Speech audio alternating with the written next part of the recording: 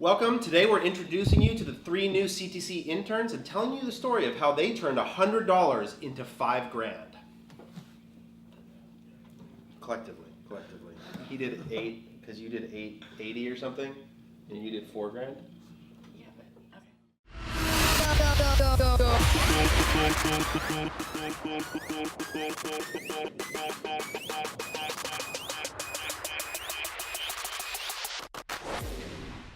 All right, hello everybody. Welcome. Today we've got a special set of guests today. Why don't you guys go down the line and give your names? Robert. Matthew. and Devin. These are the summer interns here at CTC. So we as a collective group generally skew towards a younger demographic internally at CTC. Part of that is just that we don't place a high value on experience as an attribute in the workplace because everything that we do is so new that we tend to find people that are hungry and eager to learn and find that they do a great job embracing the CTC culture and helping to become great future employees. So every summer we take on new interns, and this summer was no different. So we had 3 spots, and there's 2 ways that you get into CTC as an intern. One is you go to Yale with Josh, and then you just get to bypass the protocol. It's a life of privilege. What can you say? So you know those Ivy Leaguers. So Rob went to school with Josh, not with Josh. Josh is about 40 years older than him. But he went to school at Yale, and so Josh brought him in. So that's the hand select method. So unless you go to Yale, that's not your path. And then the other way is through a contest that we run. So I have found that over my years that interviewing is a skill that either I don't have or I don't believe in. I haven't figured out which one yet, because the attributes that I care most about in our employees are effort and interest. And so that's always what I tell people, and I find that those things are really hard to evaluate in the interview process. So what we did is we came up with a game for these young, hungry, future CTC employees, hopefully, to prove that they really wanted this internship. And so the game that I gave them was, they showed up for an interview from some random connection, and I said, hey, it's really nice to meet you. Yeah, your resume is cool. I like all that. You're nice. Here's what we do at CTC. Here's $50 cash. You have 2 weeks to bring me back as much cash as possible.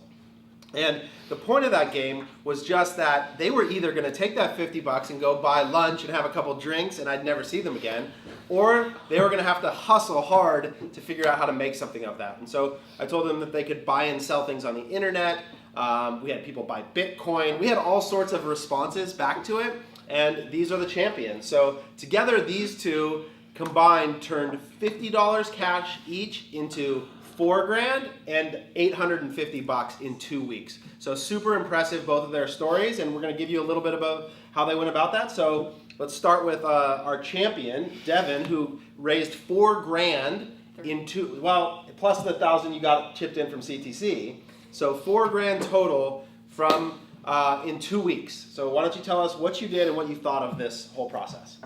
Okay, so I left the interview kind of thinking, how could I create positive change or take the money and do something different? So that morning I found out that a family friend in Laguna Beach, a woman lost her life to breast cancer on Mother's Day. So I thought I would create a 2-week breast cancer challenge with the 2 weeks time that I was given, and raise money and have or create a fundraiser for the family. So that's what I did. I built a website, I did a donation page, I did a video explaining the whole process, and then I did an event at my mom's salon as a fundraiser and raised about $3,000 and $1,000 from CTC. So in 2 weeks, she created a website, made a video. You got donations from how many local stores? Probably like 15. Got donations from 15 local stores, held an event, and raised over $3,000. You ended up on a radio show, right? Yeah. How did that happen? Just a friend of a friend heard what I was doing and asked me to come on and talk about it.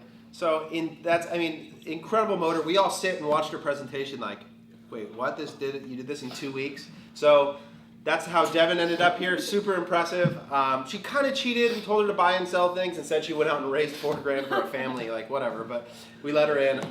So that was pretty cool.